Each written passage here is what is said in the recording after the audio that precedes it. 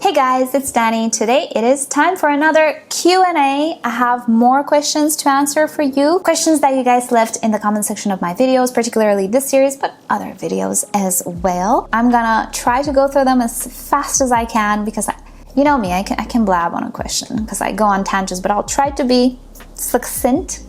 Is that a word in English? It is in Romanian. I'm gonna try to be fast today. Before though, we have a sponsor. As always, this series and this episode is sponsored by rePotme.com, who offers you everything you could possibly need to properly take care of your orchid. From potting mixes to pots, fertilizers, accessories, and everything in between. And not only for orchids, but also for other houseplants as well, such as cacti and succulents. So I'll link you to their website down below in the description and in the pinned comment. And I will also link you and tell you what my personal favorite products are that I've been using for many years, and I think you're gonna love them. So you have all of that in the description and in the pinned comment, and we are so grateful for rePotme for sponsoring this channel for 5 years now. I think it's been 5 years. I'm so happy and I'm so grateful, and I know many of you love them too, and I'm so happy about it. But with that said, let's get to the questions. That's why we're here. First question, Yves Tourneur. Did I pronounce it correctly? Hey Dani, I have a Phalaenopsis orchid that has been struggling for the past 2 years. I have repotted it a few times. I tried bark chips, a mix of bark and sphagnum moss at different levels, but every time I had to go back because the roots were dying. Hence, the orchid has often been dehydrated and hasn't flowered in a while. I recently decided to put it in water without any type of medium, and she has been getting better. Do you think some orchids, due to their genetics maybe, are more suited to grow immersed in water, or is it temporary and should I keep a close eye on it? If you know me, you know I will choose the second option, and I'll tell you why. And I know, I'll tell you from the start, I know this is, and I don't understand why, but this is a heated subject. It could be, you know, my opinion on things. In the end, everybody can think and do whatever they feel like. I am of the opinion that if something is not naturally aquatic, it will not go aquatic. So, Phalaenopsis orchids, naturally, they're ancestors, they are epiphytes, quite the opposite of aquatic. If you think about it, they grow in the air, exposed to the air and the moisture and water that the rain brings. My motto, in my experience, and also considering the evolution of these plants, is that the key to success is both air and moisture at the same time. In lack of oxygen, roots can actually get waterlogged and they will stop absorbing water and nutrients, which is paradoxical, right? They're wet. Well, if they're structures are just so soaked with water with no oxygen, they actually do not pick up, they don't drink water anymore, and they don't pick up nutrients. In your mixes, maybe did not get enough hydration. It might have had air, but it maybe didn't have enough hydration.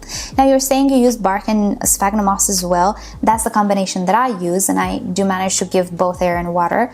Have you ever considered the quality of the ingredients? Many of the times, sphagnum moss, if it's not a quality one, it's really bad. Like I've tried personally chili moss or cubes of compressed moss that I got off of Amazon or eBay. They were absolutely horrendous.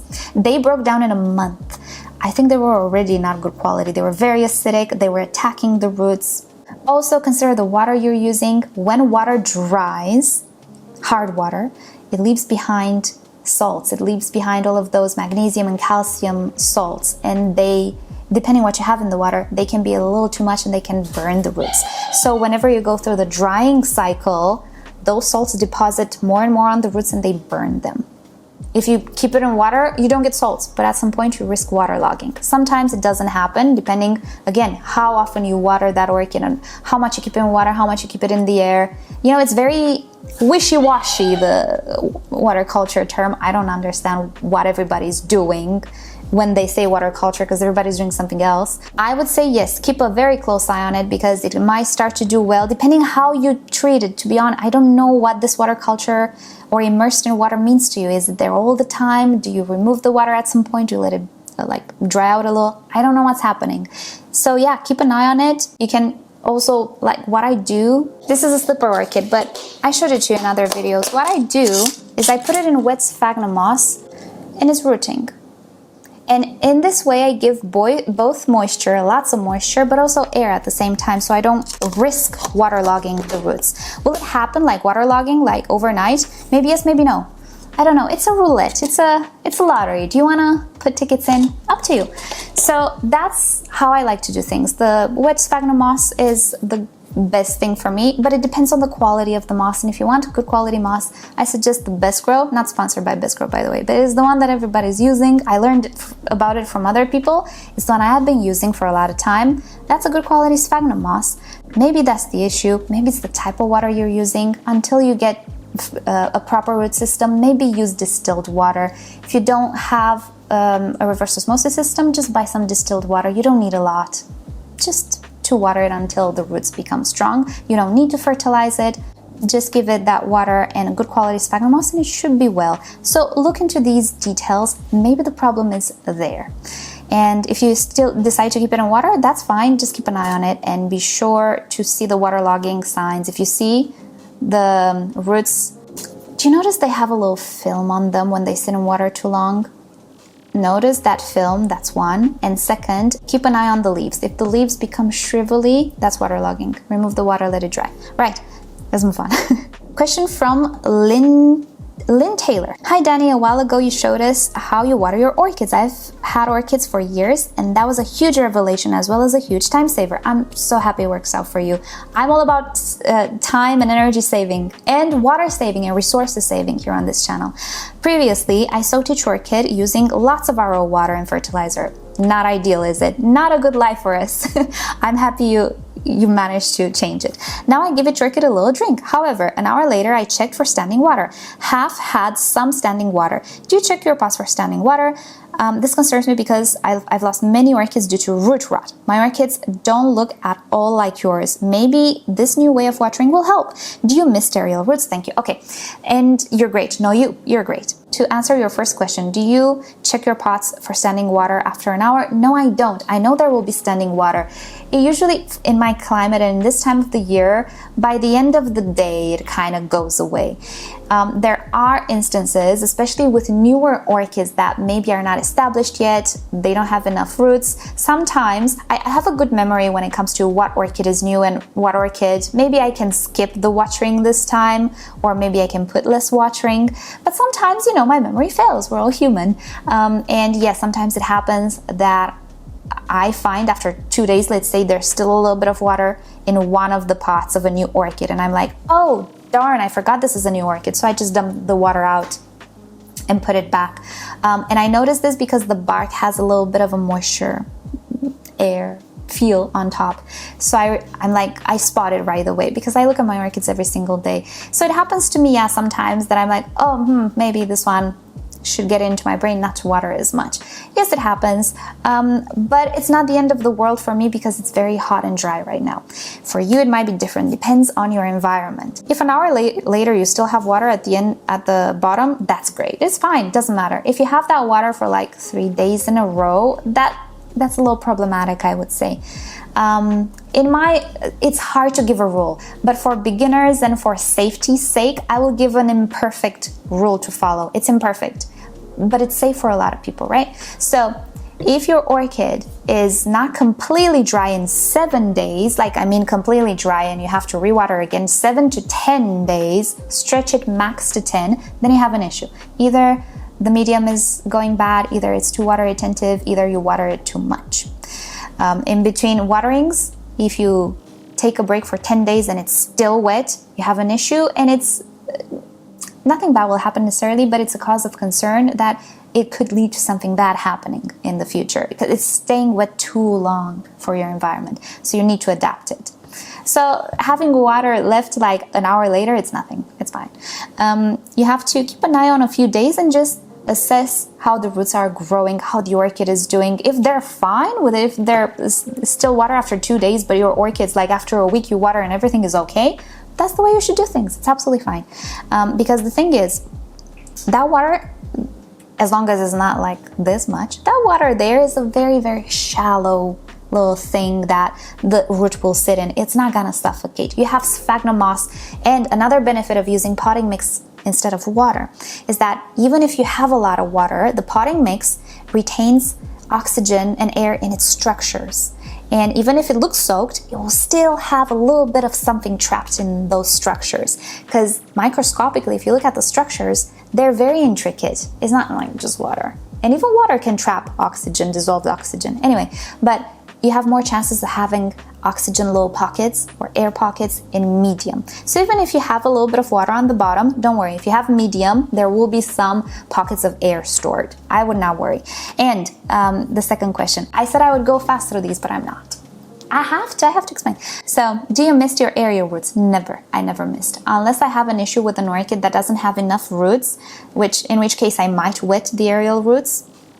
I don't really spray aerial roots. What I would do in that situation, I would repot the orchid and pot the aerial roots.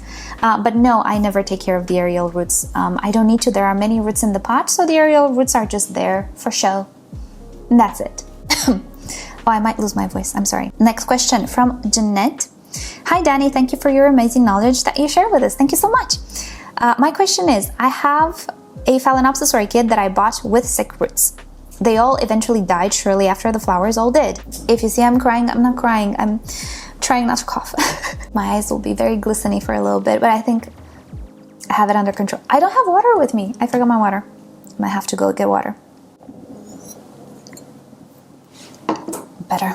Right, so the roots all died after the flowers did. I left the flower spike on. I know, big mistake. Sometimes it is, but it's okay. To hold it up, and lo and behold, it grew keikis instead. It's been a month and still don't see roots on either mother or babies. Do I just wait it out? At this point, I think yes. Normally, I would say when you see the keikis starting to form, I would say cut it off because they will consume energy. But at this point, if you say it's been a month, and maybe the keikis are big enough, and the mother plant doesn't have roots, what I would do is maybe cut one of the flower spikes and leave it's such a judgment call, and I don't have a picture to better assess it. You have to make a judgment call. Either you cut both of the spikes, either you just leave one, because there is an instance in which the mother plant will sacrifice itself and put all of its energy in the keiki, and you can't like reverse it. So maybe it's already started to do that. And if you cut all of the keikis, you'll be left without anything. But I don't know how the plant looks. If you think the mother plant can still bounce, and if you think it can still make some roots, cut both of the keikis. If not, leave one of the keikis, because either the mother plant, either the keiki will make roots. Keep in mind, the keiki will not make roots if it's very, very, very, very tiny. If it already has like 1-2 leaves, okay, let it be. But cut the other one, because you don't need 2 of them. You only need 1. In order to save one of them. But it's such a big judgment call. It's up to you. It's up to you what you want to do. I can't, without seeing it, I cannot really tell. And even then, it's one of those. It's either or. So definitely cut one of the keikis for sure. But the other one, up to you. I don't know. I'm sorry. I hope it works out. Let me know, because it's been a while. Let me know how everything worked out. Next up, we have a video from Tamberly. I love your name. I have had issues with this orchid, but since we moved, it likes its new home better. Can you tell me what the 2 purple things are growing under the leaves are? I love your videos as well as knowledge you share. Oh, thank you so much. And here is the video. I'm gonna play it for you somewhere here. Congratulations, you have a mother plant with 2 basil keikis, and the mother plant is growing new roots. At this point, because it's been a while, I'm sure the keikis are a little bigger. What you can do is keep the keikis, or you can remove them, and I think I just posted it. By the time I post this video, I have a video of what to do with basil keikis. I'll link you to that video in which I talk at length about what to do. But you have 2 basil keikis. You can choose to keep them, you can choose to remove them and share them, or have more of the same orchid. It's up to you, but those are keikis. And congratulations, you're a grandparent. Right, next question from Cheryl. When do you stop watering totally for the rest, autumn or winter? Now, this was posted on a video that was talking about Phalaenopsis, I think, so I'm not entirely sure what orchid you're referring to. If you refer to Phalaenopsis, you never stop watering because they don't take breaks. They are continuously growing, sometimes flower spikes, sometimes leaves. Yes, they have different, let's say, vegetative periods, but they don't like take dormancies or breaks. They don't lose their leaves. They're not deciduous. So you water them whenever they dry, no matter the season. If you refer to other orchids like catasetums or deciduous dendrobiums or things that take rests, when do I stop watering totally? Summer and autumn or winter, because it depends on the orchid.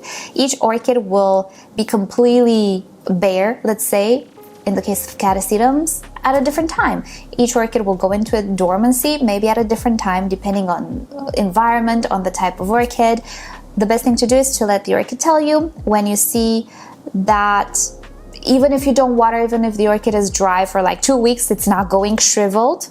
It's good, it's dormant. You don't necessarily need to do anything or water or anything. Through the rest period, if you see it's shriveling more and more and more and more, and it's looking like a raisin, give it a little bit, just a little bit. Just let the orchid tell you. They always tell you. So I hope I answered your question. Next question from Donna. How do I avoid bud blast? I get buds, but they dry and never open. I water every 10 days with soaking entire plant. Well, I will point you to a video because there are multiple types, multiple reasons why buds can fall. It's not about you watching that video as well. It's just that I don't know. There are multiple things that you can discover. Once you know that they can cause bud blast, you can think, oh yeah, that can, because I've been doing that or something like that is happening. So I'll link you to that. But I'll try to answer right now. Buds sometimes dry up and don't open if the plant is dehydrated. So maybe watering every 10 days is not a good plan. You shouldn't water every X amount of days. You should water when your orchid is dry. If it's dry in the 10th day, perfect, water it every 10 days. But if it's dry in the 3rd day and you leave it an extra week dry, that could be a reason why buds blast, because the orchid is getting too dehydrated to shift energy to them and complete the flower development, right? That could be one thing. It could also be maybe a source of AC or heat in your home. Could be a lot of reasons that would take me like an extra 15 minutes to talk about right now. So that's why I'm going to point you to that video. But from your comment, maybe something to do with when you water your orchid is to blame. And hopefully the video that I will link you will help out. Next question from Connie. Can commercially bottled alkaline water 7.8 or 8.2 pH be used for watering any type of orchid? I forgot to add that I have been using rainwater in a barrel from my gutter since 2020 with no untoward effects. Untoward. I don't know this word. I'm learning new words. Right. Alkaline water is not necessarily the best when it comes to orchids, maybe other plants as well. Let's say, uptake is optimal in lower pH values, 6.5, 5.5, 6.5. It's kind of the Goldilocks region for the pH to be. Now, it's easy, even if you're using bottled water, it's easy to reach that pH if you're using bark and sphagnum moss, because they're both acidic and they do have quite a bit of a buffering capacity. So the amount of water that's left after you water is not enough to stay at pH 8. It goes down to 6, maybe 0.5, 7 very fast. So you can use bottled alkaline water. I would be more concerned about the TDS, the hardness. But you say you've been using rainwater. Rainwater is the best. You don't need reverse osmosis systems or anything, just use rainwater, but be sure to fertilize it. Be sure to use fertilizer. The best fertilizers are orchid intended fertilizers. The more nutrients it has, the better. I like the full menu types. It has magnesium, calcium, all of the microelements, manganese, boron, all of these things along with the macro elements. Those are the best. Whatever fertilizer you can have, fertilize rainwater, because rainwater does not have calcium and magnesium, which are kind of macronutrients at this point, and they need it. You can also do a 50-50, like this is what I do to not waste so much reverse osmosis water. You can just combine the two waters. But if you have at your discretion rainwater, it is the best. Just use the fertilizer and your orchids should be absolutely fine. No need for bottled water, because I'm presuming you're gonna buy it. No need, just use the rainwater. Right, next question from Carol. I read Carolee. That sounds cute. I purchased a really dehydrated orchid on the clearance rack. The leaves are very limp and shriveled. The roots, however, look great. They have flower spikes with a few good flowers and they are green. How can I help it? Well, just water it. Just treat it normally. Maybe repot it into fresh medium. Cut away the dead roots if there are any. It sounds to me like it's just the case of the orchid not being watered if the roots are okay. They're green, they green up when you water it. Just make sure you water every time it gets dry. If today it's still a little green and tomorrow it's not green, the roots are silvery, water it. It's fine. Phalaenopsis actually like water, but they can tolerate drought as well. So to be economical, you know, we can water them whenever they're dry. So you don't have to do anything other than maybe a repot. Alrighty, so that's about it for today. Thank you so much for watching. Hope you've enjoyed today's session. If you have more questions, leave them in the comments and I'll get to them as soon as I can. Thank you, rePotme, for sponsoring yet another episode. And with that said, I hope you'll have a great day. I'll see you next time. Bye.